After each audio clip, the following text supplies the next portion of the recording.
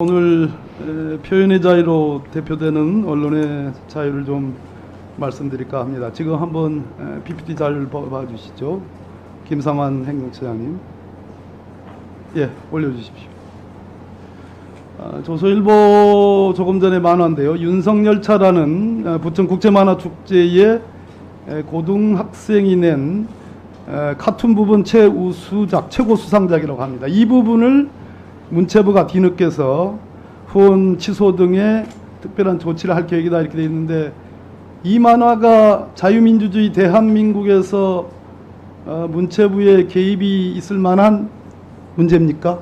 처장님 한번 보십시오.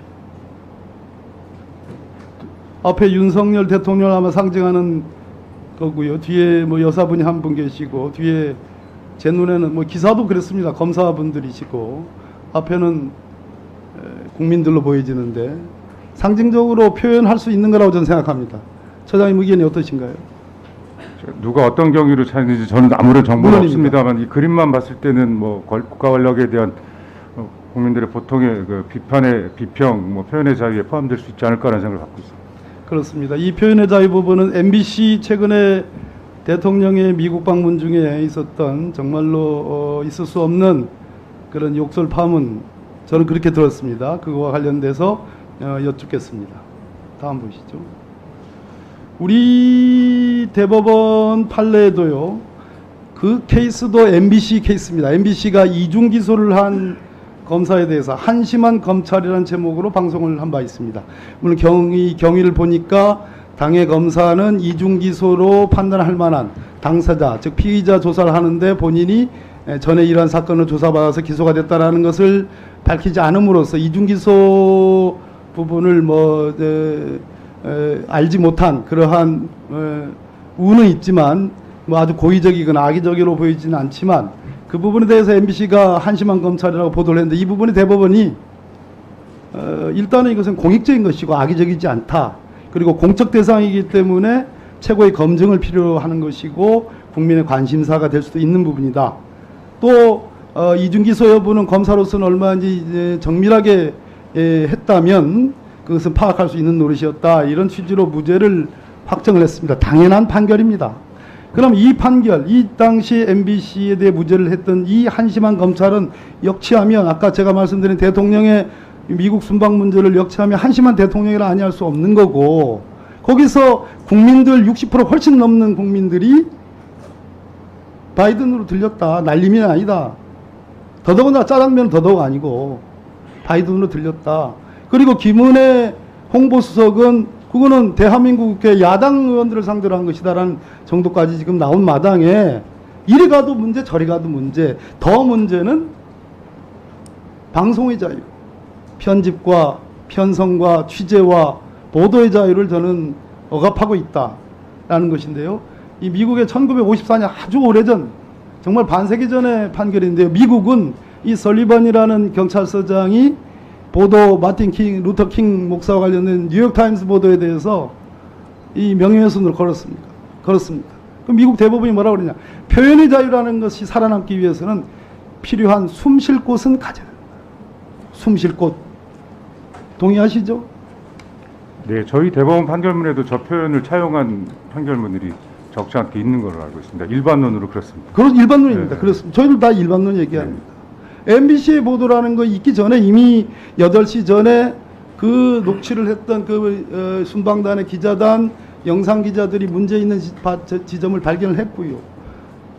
대통령을 모시고 갔던 참모들이 이건 문제가 있으니까 자칫하면은 외교상 부담이 있다, 또 공식 성사이 아니지 않느냐라는 사정으로 해서 이것 좀 내려주면 안 되겠냐, 보도하지 않으면 안 되겠느냐라고 했고, 순방단의 기자단들은 그걸 거절했습니다. 그 뒤에 MBC 보도이고 민주당의 박홍근 원내대표의 지적이 있었거든요. 이걸 가지고 무슨 자막을 편집했다, 왜곡했다라고 하는 것은 저는 언론의 자유 중에 방송의 자유에 대한 심각한 옥죄기다. 숨 쉴 곳도 남겨놓지 않는 대한민국이 전두환 노태우 시대로 돌아가는 거 아닌가라는 그러한 입법관으로서, 국회의원으로서의 그런 걱정을 갖고 있는데, 법원 행정의 생각은 어떻습니까? 지금 벌어지고 있는 저 의원님이 말씀한 문제에 대해서 제가 답변할 위치에 있지 않다고 저는 생각하고 있습니다. 표현의 자유, 특히 언론의 자유는 미국 수정헌법 1조에 있고 대한민국도 기본권 중에 기본권이라고 인정되지요. 네, 그 점에 대해서는 처장님도 같은 생각 아니십니까? 그렇습니다. 우리 대법원이 특별히 중하게 보호하는 그러한 사례들이 많이 있었죠. 판례들이. 그런 것으로 알고 있습니다. 아까 제가 자료 제출 요구와 관련해서 지금 사법행정권 남용 의혹과 관련해서 총 100여 명의 법관들이 조사를 받았습니다. 검찰에서. 그중에 14분이 기소되고 무죄 확정되신 분이 작년 말부터 시작해가지고 올 4월 달까지 쭉 나오고 있는데 일단 법원도 문제입니다. 2018년 11월에 최초 임정원 전 차장이 기소가 됐는데 재판이라는 게 말이에요. 어떤 사람은 확정된 지가 벌써 1년이 지났고 어떤 사람은 지금 최근에도 확정이 되고 어떤 사람은 아직 1심도 진행이 다 끝나지 않았고 이 재판이 이렇게 아무리 물론 개별 사건마다 다 사실관계가 다르고 재판의 진행 정도가 다르다 할지라도 이렇게 엿가락 늘어지듯이 하는 재판 또는 어떤 건 신속하게 진행되는 재판 이 점에 대해서 문제가 있지 않습니까? 어떻습니까? 한번 좀 짚어볼 대목 아닌가요? 처장님? 고민해야 될 대목은 맞는 것 같습니다. 그래야지 비로소 검찰이 지금 입건한 지가 무려 한 4년 가까이 되는 거예요. 지금 많은 판사님들이 아마 조사받고 자신의 처분도 지금 받지 못한 상태에서 한국의 사법관들이 지금 검찰 손아귀에 딱 틀어지고 있는 겁니다. 제가 보기엔 80명이 넘는 분들이에요. 이것이야말로 문제가 있는 거 아니겠습니까? 이것을 문제로 지적하려면 법원의 재판이 적어도 어느 정도의 재판 기간에 비례의 원칙이 적용돼야 되지 않느냐라는 지적인데 이 점에 대해서 어떻게 생각하십니까? 어쨌든 지금 많은 분들이 조사를 받았습니다마는 그 지위가 피의자인지 참고인인지 그것조차도 정확하게 제가 파악하고 나서 말씀을 드려야 되는 게 맞겠습니다. 그 부분 그렇습니다. 예, 하겠습니다. 예. 수고하셨습니다. 한 100여 곳, 140여 곳, 16곳. 이게 무슨 숫자인 줄 아세요? 모르겠습니다. 지금 이제 우리 존경하는 박형수 의원님의 질의를 들었는데 비교적 법리상으로는 정확하게 말씀하시는 것 같습니다. 그런데 압수수색 영장이 이재명 대표와 관련된 것이 기본 골조가 뭐 쌍방울 뭐 또 GH 합숙소 경기도청 성남 FC 오늘도 7곳 압수수색했다고 또 자랑스럽게 또 이렇게 발표를 하고 그래서 한 그게 100여 곳. 그다음에 김혜경 여사 법인카드 관련해서 한 140여 곳, 140여 곳. 장남 계좌 압수수색도 했고요. 또 박은정 검사라고 있습니다. 제가 법무부에 있을 때 감찰 담당을 하신 분인데 전에 불기소 처분 났는데 지금 대통령 관련된 불기소 처분이죠. 그리고 휴대폰 압수수색 검사는 다 비번을 다 풀어줬고요. 수사 협조했죠. 추석 연휴 직전에 9월 6일 날 노부모만 거주하시는 친정집까지 압수수색. 지금 이렇게 압수수색 영장이 마구 발부되는 반면에 뭐 오늘 김건희 여사 말씀은 안 드리겠습니다. 양평 공홍지구라는 데가 있습니다. 두 가지 큰 의혹이 있습니다. 지금 대통령께서 거기 여주지청장 하셨습니다. 그런데 그 거래 건축 승인 기간 지나고 나서 소급해서 그것도 끝나는 건데 소급해서 연장해줘 가지고 그 사업을 하게 해서 뭐 100억 원 가까운 그런 개발 이익을 얻었죠. 그렇게 얻었는데도 부담금 한 푼도 안 냈어요. 10년 이래 그런 사례가 없습니다. 여기 압수수색 16곳, 아까 말씀드린 140 대비 16.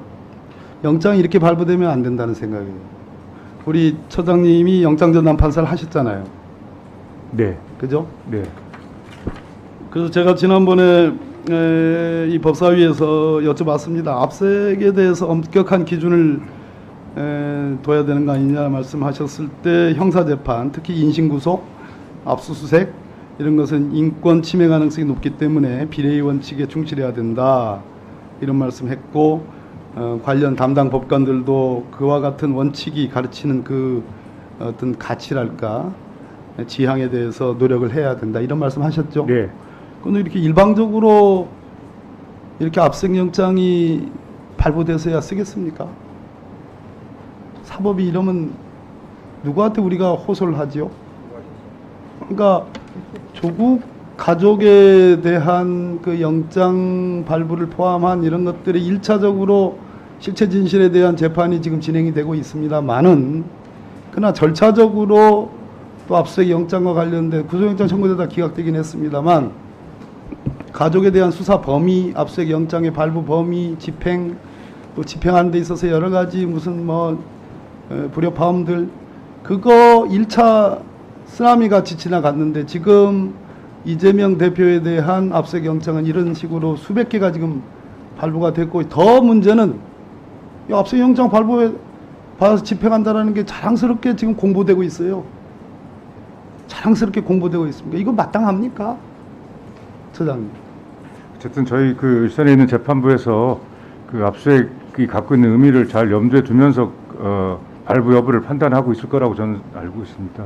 그렇게 믿고 있고. 제가 있을 때는 무죄 추정의 원칙이 있고 피의사실 공표가 엄격하게 적용이 돼야 된다라고 해서 여러 가지 하위 지침까지 다 정비를 했는데 그게 다 말짱 도루묵 원상복구 심지어 시행령을 가지고 지금 모법에 반하는 그러한 검수 원복인지 뭘 하고 있고 뭐 인사검증을 하고 있고 그런 마당이니까 이게 법치주의라는 게 완전 무너졌어요. 그러면 그 법치주의를 지키는 분들이 누구냐? 우리 법관들 아니십니까? 그런 측면에서 저는 호소드립니다. 우리 처장님 인권 우리 저 카톡 있잖아요. 그거 압색해서 우리 대법원이 좋은 판례를 남겼잖아요. 서버에 대한 그 영장 없이는 안 된다. 휴대폰 소유자에 대한 영장 가지고는 그 카카오 그렇게 좋은 발전이 있었는데 현장에서 보여주는 아무리 뭐 정파적인 그러한 대립관계가 심하다 하더라도 한쪽은 반대, 한쪽은 뭐 거의 고륙에 가까운 여러 가지 문제가 설득력이 되는 한은 반복하였습니다. 한번 의견을 한번. 역시 구체적인 사안에 대해서 제가 답변을 할 수는 없고요. 하여간 저희 일선에서 그런 압수수색에 관련된 준수해야 될 여러 가지 헌법 정신을 잘 염두에 두고 판단할 것으로 저는 알고 있습니다. 그렇게 할 것이라고 또 기대하고 있고요. 네, 수고하셨습니다.